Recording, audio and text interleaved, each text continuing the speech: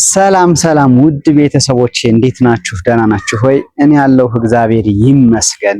በያላችሁ በሰላማችሁ ብዝት ትረፍርፍ ይበልልኝ። እንግዲህ እንደሚታወቀው ውድ ቤተሰቦቼ በቃ ይህ ቪዲዮ የሚደርሳችሁ በሙሉ ቤተሰብ ያልሆናችሁም ቢሆን ላይክ ማድረጉ ጥሩ ነው፣ ለኛ ይጠቅመናል።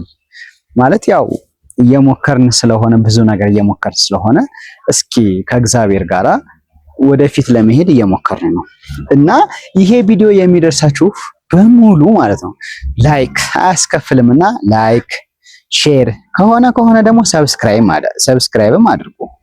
ከሆነ አሁንም በጣም ከሆነ ቅንነት ካለ ደግሞ ሼር ፖስት ማድረግ ሼር አድርጋችሁ ከዛ ኮፒ ሊንክ አድርጋችሁ ክሬት ፖስት እያደረጋችሁ ብታበረታቱኝ። ምክንያቱም ያው የታወቀ ነው በጣም ብዙ ውጣ ውረዶችን ያሳለፍን ሰዎች ነንና በፍቅርም በምንም በኑሮም በህይወትም በቃ ብዙ ነገሮችን ያሳለፍን ካፕሎች ነን። እኛም በቃ አበረታቱን ማለት ወዳለሁ። ምክንያቱም ዩቲዩብ ከከፈትኩኝ እንግዲህ 2 ዓመት ምናምን ሆኖኛል፣ ግን 20 ሺህ እንኳን አድርሱን እስኪ ምን ችግር አለው? ኤኒዌይስ ዛሬ ተመስገን። ዛሬ አንዳንድ ነገሮችን ለእናንተ የሚጠቅም ነገር ልንገራችሁ ብዬ ነው። ስፔሻሊ ግቢ ያላችሁ ቤት ላላችሁ ሰዎች አንዳንድ ልምከራችሁ ማለት መሬት ላላችሁ ማለት ግቢ ላላችሁ ምን መስራት እንዳላችሁ ማለት በ10 ካሬ ሜትር ላይ ብዙ ነገር ተጠቃሚ እንደምትሆኑ በወር እስከ 20 ሺህ እስከ 30 ሺህ የምታገኙበትን እንትን ከኔ ውሰዱ ለማለት ነው። እኔ ያገኝቻለሁ ማለት አይደለም፣ እኔ እያገኘሁ አይደለም። ለምን አንደኛ ኢኮኖሚካሊ ያው እንደምታውቁት ነው ምንም ነገር ስለሌለኝ አልተጠቀምኩም። ግን ቤት ያላችሁ የራሳችሁ ከተማ ላይም ሊሆን ይችላል፣ ከከተማ ውጭ ለምሳሌ ወደ ገጠር ወጣ ብሎ ምናምን ቤት ላላችሁ ሰዎች ግን ቁጭ ብላችሁ ስደት ሳትሄዱ የትም ሳትሄዱ ሳትለፉ የምትጠቀሙበትን ነገር አሳያችኋለሁ ማለት ነው። ምክንያቱም እንደምታውቁት ብዙ ነገሮችን አሳይቻችኋለሁ። አትክልቶችን ምኖችን በትንሽ መሬት ተጠቃሚ መሆን እንደሚቻል፣ ስፔሻሊ ቃሪያ መግዛት እንደማይቻል፣ ጎመንም መግዛት እንደማይቻል፣ ካሮት መግዛት እንደማይቻል፣ ቲማቲም እያሳየኋችሁ ነው። ነገር ግን ከዛ በኋላ ግን በምንድነው በ10 ምንድነው 10 ካሬ በ10 ካሬ 10 ካሬ ማለት እንግዲህ በሳይንሱ አንድ ካሬ ላይ ከ8 እስከ 10 ዶሮ ይይዛል ተብሎ ነው እንግዲህ ሳይንሱ የተጠናውና በሳይንሱ የተጠናው። ዛሬ ግን በየኔ ይሄ እንደምታዩት ይሁት እዚህ ጋር 50 ዶሮ ነበር ያስገባው መጀመሪያ ላይ ማለት ነው። እንደምታዩት ማለት ነው 50 ዶሮ አስገብቼ ነበር። ግን ምንድነው እኔ ኢኮኖሚካሊ ትንሽ ማለት ያው ገና ለመነሳት ለመንደርደር ስለነበረ ትንንሾችን የገዛሁኝ ጫጭቶቹ ማለት ነው። ጫጭቶች ለማለት በጣም ትንሽ ለምን ብር ስለሚቀንስልኝ ማለት ነው 50 ዶሮ ገዛው ማለት ነው። ግን ከ50ዎች ትንንሽ ስለነበሩ በጣም ብዙዎች ሞተውብኛል። ለምን ሞቱብህ ለሚለው ጫጭት ሲሆን ያው የማደግ ፕሮባቢሊቲያቸው በጣም ዝቅ ያለ ነው። ግን የሁለት ወር ለምሳሌ በ600 እና በ550 ብር እስከ 700 ብር ይገኛል። ግን እንደየዝርያው ዝርያው ይለያያል። ለምሳሌ ቦቫንስ አለ። ቦቫንስ ብራውን የሚባሉት በጣም ውድ ዶሮች ናቸው። የሁለት ወሮች እስከ 1000 ናቸው። እነዛን የእንቁላል ገዝታችሁ በጣም በብዙ ተጠቃሚ መሆን ትችላላችሁ። በጣም በብዙ ብር ማለት ስፔሻሊ የእንቁላል ዶሮችን ብታስገቡ እና እኔ ደግሞ እንግዲህ አጋጣሚ እነዛን ስለማልችል አቅሜ ስለማይፈቅድ ጫጭቶችን የ40 ምናምን ቀን ጫጭቶች የስጋ ዶሮ ሳሶ የሚባለው የስጋ ዶሮ 50 ገዛው ማለት ነው። ከ50ዎች እንግዲህ ጫጭት ስለነበሩ በጣም ብዙዎች ሞቱብኝ እና ምላችሁ ፈልጌ ነው እየሞከርኩ ነው። አሁንም እንድታበረታቱኝ ነው። እንግዲህ መጀመሪያ ስገዛቸው ጫጭት ገና ትንሽ የጫጭ የ40 ምናምን ቀን ነበር የገዛው። ዛሬ ደግሞ እኔ ጋር ከ2 ወር 3 ወር ምናምን ሆኗቸዋል። ምን እንደሚያካክሉ እንግዲህ አሁን አሳያችኋለሁ በ3 ወር ማለት ነው። እንግዲህ እንዳልኳችሁ እቺ ቤት የብቻ ነው የተከራየኋት ማለት እዚህ ጋር ይሄኛው እዚህ ውስጥ ሽንት ቤት ነው። ይሄኛው ሽንት ቤት ነው። መኖሪያ ቤታችን ይሄኛው ነው። ይሄ መኖሪያ ቤታችን ነው። ይሄኛው ደግሞ ሽንት ቤት ነው። እዚህ ጋር ደግሞ የእንቁላል ዶሮ ለማምጣት አስቤ ነበር በወቅቱ ያው ሳይሳካልኝ ቀረ እንጂ የእንቁላል ዶሮ 50 ዶሮ የእንቁላል ዶሮ ለመስራት አጥሬ እንደዚህ በሽቦ በደንብ አድርጌ አጥሬ ምናምን አስተካክዬ ረጭቼ ነበረ። ያም አልተሳካም፣ ሳይገባበት ቀረ። ግን እነዚህ ያሉትን እስኪ ላሳያችሁ ምን እንዳከሉልኝ በ3 ወር ማለት ነው። ለዛውም እኔ ያው ብቻ ላሳያችሁ ምን እንደሚያካክሉ ማለት ነው።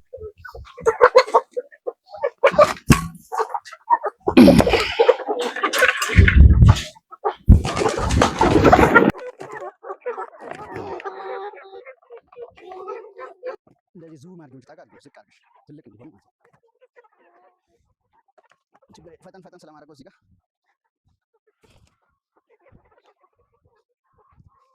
ከፈለግሽም አቁመሽው መቆየት ትቻለሽ።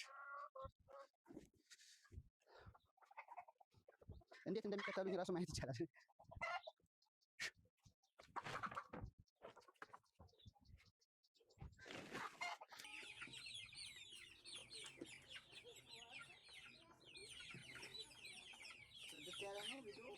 ውድ ቤተሰቦች ያው እንግዲህ መጀመሪያ ላይ ሳስገባቸው እነዚህን ነው የሚመስሉት። እነዚህ እንዲያውም ትንሽ ከፍ ከፍ ያሉ ናቸው። እኔ ጋር ከመጡ ከፍ ከፍ ያሉ ናቸው። 2 ሳምንት ምናምናቸው ነው እዚህ ጋር እና መጀመሪያ ላይ ያው በጣም ጫጭት መሆናቸውን ያው እንድታዩዋቸው በማለት ነው ይሄን ቪዲዮ እንትን ያልኳቸው። መጀመሪያ ላይ እንዳመጣኋቸው አካባቢ ትንሽ እንደቆዩ እኔ ጋር ያው ይሄን ቪዲዮ ለጠፉት ማለት ነው። ኦቨር ላይ ያደረኩት ምን ያህል ትንሽ እንደነበሩ ነው። ለማንኛውም ይሄን ይመስል ነበር ውድ ቤተሰቦቼ። ባይ ዘ ዌይ አዋጭ ነው፣ ግን ክራይ ለሌለበት ሰው በጣም አዋጭ ነው። ግን ደግሞ የእንቁላል ቢሆን ደግሞ የተሻሉ ነው። እኔዎች ወንድ ናቸው ሁሉም እና እናንተ ግን ምናልባት ትንሽ ቤት ካላችሁ የግላችሁ የእንቁላል ዶሮች እንደዚህ ያሳድጋችሁ፣ ቦባንስ ብራውን የሚባሉትን አሳድጋችሁ የእንቁላል ዶሮ አርቡ።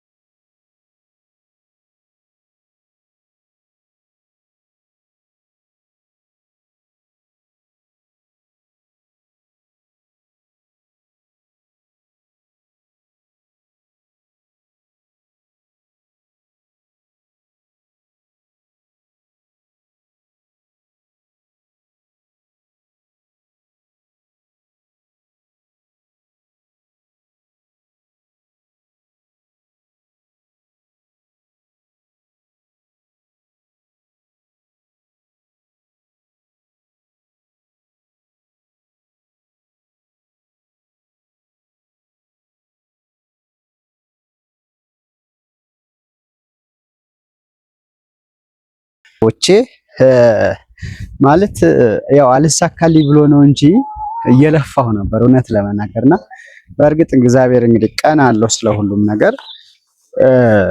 እግዚአብሔርን እየለመንኩ እየተማጸንኩኝ እየሞከርኩ ነው።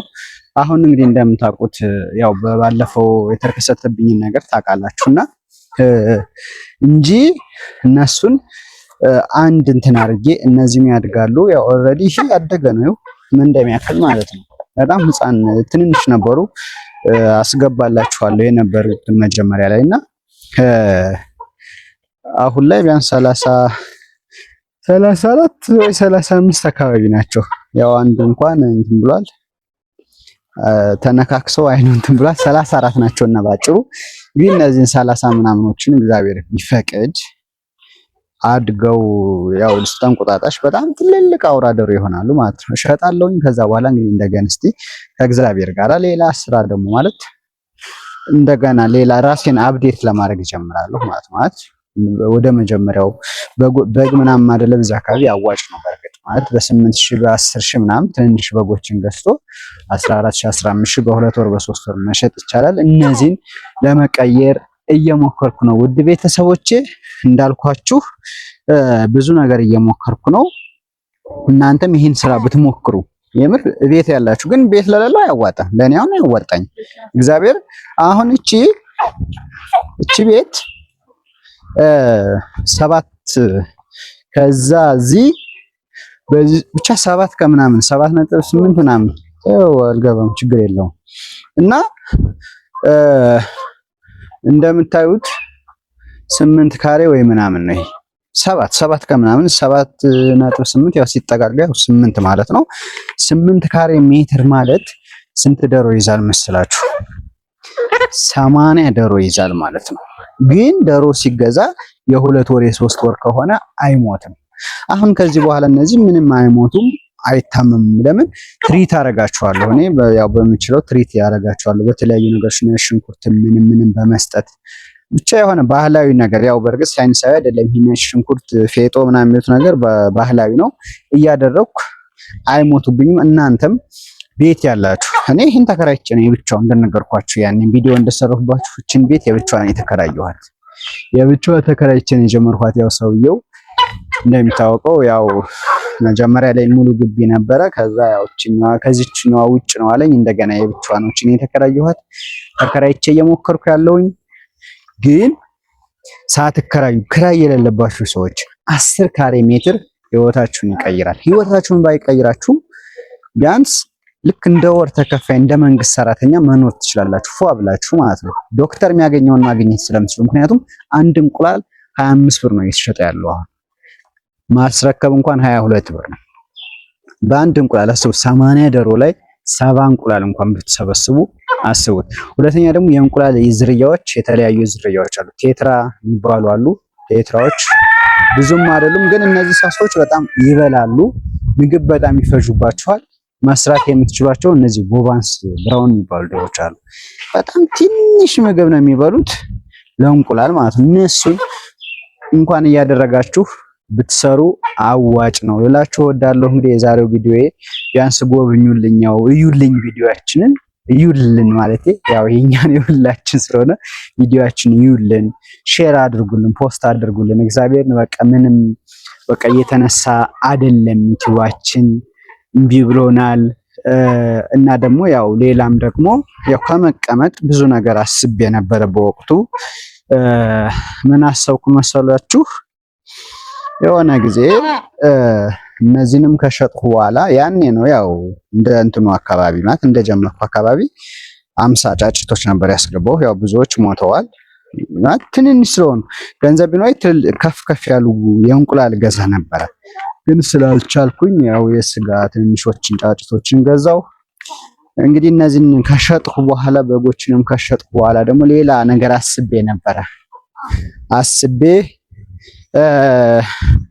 ምን ሰራሁ መሰላችሁ? ያው ባይዘው መቀመጥ አልወድም።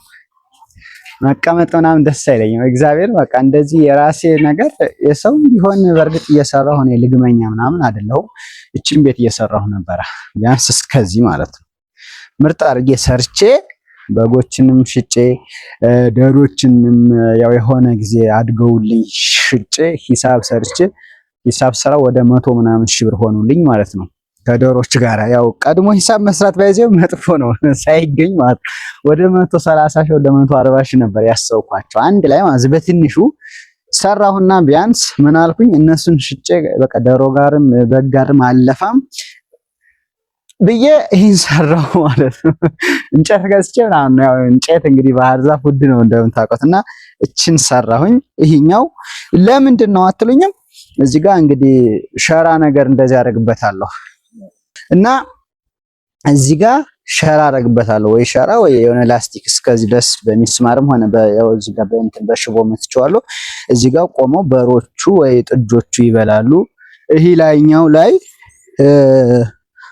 የሆነ ነገር ወይ ሸራ ወይ የሆነ ነገር አድርጌበት ይህንንም በደንብ አጠናክሬ ጥጃ ልገዛ ነበር ሐሳቤ ማለት ነው። ማለት 1 2 3 ጥጃ በትንሹ ማለት በ40 ሺህ በ30 ሺህ ቢገኝ ለመቼ ካላችሁ ያው ከሸጥኩ በኋላ ምናምን ማለት ነው ብዬ ነበር ኳልኩሌት የሰራው። ያው አልተሳካም። ያም ግን እግዚአብሔር ይመስገን ብዙ ነገር አስቤ ነበር። እንግዲህ ሰው ባሰበው አይኖርም፣ እግዚአብሔር ባሰበው እንጂ እኛ ባሰብነው ምንም አይሆንም። ያው ይሄም እንደዚህ ሆኖ ቀረላችኋለሁ። ውድ ቤተሰቦች እንግዲህ ይሄን ይመስላል የነበረው ነገር ዛሬ። ያው በትንሽ ነገር የራሳችሁ ግቢ ያላችሁ ሰዎች በ50 በ60 ዶሮ ብትንቀሳቀሱ ትርፋማ ትሆናላችሁ ማለት እወዳለሁኝ። እወዳችኋለሁ፣ አከብራችኋለሁ። ይሄን ውድ ቤተሰቦች በድጋሚ እንግዲህ ሰብስክራይቡን ላይኩን ያው እኔ ነግሬያችሁ አታርጉ፣ ግን በቃ ላይክ አድርጉ። በቃ የምር ላይክ አድርጉ። በቃ ቪዲዮ ሲደርስ ላይክ ቢደረግ ኖርማል ነው። በተረፈ ደግሞ እንግዲህ እነዚህን ይመስላሉ። እነዚህን አሁን ያው የእንቁጣጣሽ እንደሚደርሱ ተስፋ አደርጋለሁ። ያው ይሄ ነው እና እዚህ ውስጥ እንዳልኩት ደግሞ የእንቁላል ዶሮች ምናምን ቢያስቤ ያው ስፖንሰር ፈልጌ ነበር። ስፖንሰር ስል በነፃ ምናምን ሳይሆን የኩል እንኳን ብዬ እና ውድ ቤተሰቦቼ እዚህ ውስጥ በሽቦ አጥሬ ረጭቼ ምናምን ያዘጋጀሁት ቤት ነበረ። ማለት እዚህ ሽንት ቤት ነው። ሽንት ቤቱ ትንሽ ነውና ያን በደንብ አጥሬ ምናምን አስተካክየው ነበረ።